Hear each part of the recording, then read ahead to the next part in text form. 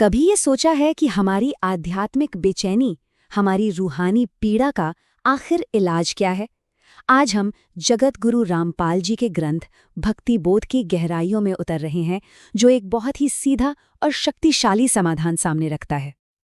देखिए, ग्रंथ की शुरुआत ही एक बहुत चौंकाने वाली तस्वीर से होती है। हमारी आत्मा वो एक जहरीले सांप के काटने से बेहोश है, और ये कोई सिर्फ पोएटिक बात नहीं है। ये असल में हमारी हालत का एक डायग्नोसिस है। मतलब हमें तुरंत एक बहुत ही असरदार दवा की जरूरत है। तो आखिर ये जहर है क्या चीज? ऐसा क्या है जो आत्मा को इस तरह से जकड़े हुए हैं? भक्ति बोध के मुताबिक ये दुख का एक कभी न खत्म होने वाला चक्र है, और हम सब कहीं न कहीं उसी में फंसे हुए हैं। इस चक्र को कहते हैं 84। जरा सोचकर देखिए, 84 लाख अलग अलग तरह के जीवन, एक विशाल पहिया, और हमारे कर्मों का बोझ हमें एक जन्म से दूसरे जन्म में, एक योनि से दूसरी योनि में लगातार घुमा रहा है, बिना रुके। बस यही वो जहर है जिसकी बात ये ग्रंथ कर रहा है। और इस बीमारी की जड़ वो है माया। मतलब ये जो दुनियावी चीजों का नशा है ना, पैसा, शोहरत, रिश्ते, जो सब कुछ टेम्पररी है। ग्रंथ कहता है कि हम इस रस को पीकर स्पिरिचुअली इतने बहक जाते हैं कि सही गलत का फर्क ही भूल जाते हैं, बिल्कुल डामाडोल हो जाते हैं। अच्छा, अगर समस्या जहर है तो इसका तोड़ क्या है? इसका एंटीडोट क्या है? ग्रंथ इसका सिर्फ एक और बिल्कुल सीधा जवाब देता है, सद्गुरु, यानी सच्चा गुरु। और सुनिए, सद्गुरु सिर्फ कोई टीचर नहीं है, वो एक दिव्य लोहार है जो हमारी टूटी फूटी आत्मा को दोबारा से गढ़ता है। वो एक नाविक है जो हमें इस दुनिया के तूफानी सागर से पार ले जाता है। असल में वही एकमात्र है जिसके पास हमारे जन्मों जन्मों के कर्मों का बोझ खत्म करने की ताकत है।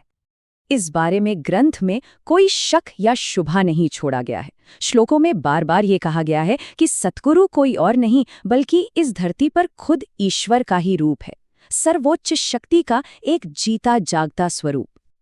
अब ये देखिए, ये तुलना तो सच में चौंकाने वाली है। ये क्या कह रही है कि गुरु की भूमिका ईश्वर से भी ज्यादा जरूरी है।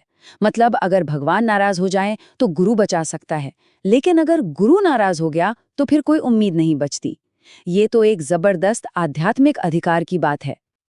और इस बात पर और ज्यादा जोर देने के लिए ग्रंथ में राम और कृष्ण जैसे बड़े बड़े देवताओं का उदाहरण दिया गया है। सोचिए, अगर उन्होंने भी खुद को एक गुरु को सौंपा तो ये तो एक यूनिवर्सल स्पिरिचुअल लॉ बन गया कि गुरु के बिना किसी को मुक्ति नहीं मिल सकती। तो फिर सवाल उठता है कि एक भक्त को करना क्या चाहिए? ग्रंथ एक बिल्कुल साफ रास्ता बताता है, एक ऐसा सफर जो पूरी तरह से सद्गुरु की भक्ति के इर्द गिर्द घूमता है। ये रास्ता 4 बड़े कदमों में बटा हुआ है। सबसे पहले सच्चे गुरु को ढूंढना, फिर उनसे वो नाम यानी सच्चा शब्द हासिल करना, तीसरा अपना सब कुछ, तन मन धन सब कुछ उनके हवाले कर देना, और आखिर में बिना कोई सवाल किए उनकी हर बात मानना। और ये जो समर्पण है ना, ये कोई मामूली बात नहीं है। ये श्लोक कहता है कि अगर अपना सिर कटाकर भी गुरु मिल जाए तो समझो कि सौदा बहुत सस्ता हुआ है। मतलब आध्यात्मिक मार्गदर्शन की कीमत किसी भी दुनियावी चीज से, यहाँ तक कि हमारी अपनी जान से भी कई ज्यादा है। इस रास्ते पर चलने का जो सबसे जरूरी अभ्यास है वो है नाम जाप। और ये सिर्फ किसी मंत्र को रटना नहीं है, ये तो हर आती जाती सांस के साथ उस पवित्र शब्द को याद करना है जो गुरु ने दिया है। इसे आप एक तरह की रूहानी धुलाई समझ सकते हैं, जो धीरे धीरे आत्मा पर चढ़े कर्मों के जहर को साफ कर देती है। अच्छा, जो लोग इस मुश्किल रास्ते पर चलते हैं उन्हें इनाम क्या मिलता है?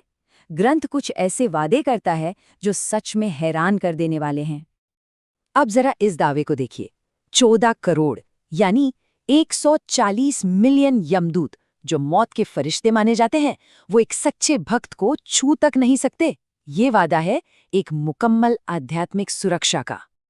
और ये सिर्फ किसी बेहतर अगले जन्म का वादा नहीं है, नहीं, ये तो इस पूरे सिस्टम से ही आजादी का वादा है। कर्म का कानून, जन्म मरण का पहिया, दुख का ये चक्र, एक सच्चा भक्त इन सब से ऊपर उठ जाता है, हमेशा के लिए। और हम बार बार इसी शक्तिशाली तस्वीर पर वापस आते हैं कि हम सब इस दुनिया के भव सागर में डूब रहे हैं और सद्गुरु ही वो हैं जो हाथ बढ़ाकर हमें सुरक्षित बाहर निकालते हैं। ये परम बचाव का एक वादा है। अभी तक हम एक सद्गुरु की बात कर रहे थे, है ना? लेकिन ये ग्रंथ एक कदम और आगे जाता है। ये उस एकमात्र सच्चे गुरु की पहचान भी बताता है। इन शिक्षाओं के मुताबिक वो असली, वो परम सद्गुरु कोई और नहीं बल्कि संत कबीर हैं। कबीर को यहाँ सिर्फ एक संत की तरह नहीं देखा जाता, उन्हें उस मूल स्रोत के रूप में बताया गया है। वो आधार स्तंभ जहाँ से मुक्ति का ये पूरा रास्ता शुरू होता है। वो खुद सर्वोच्च सत्ता है जो आत्माओं को बचाने के लिए इस धरती पर आए। तो कुल मिलाकर भक्ति बोध एक बिल्कुल निश्चित रास्ता दिखाता है, एक समस्या, एक गुरु और एक ही समाधान। और ये हमें एक सवाल के साथ छोड़ जाता है, ऐसी दुनिया में जहां आध्यात्मिक अनिश्चितता इतनी ज्यादा है, वहां एक ऐसा रास्ता जो हर चीज का पक्का वादा करता हो, उसका आखिर मतलब क्या है?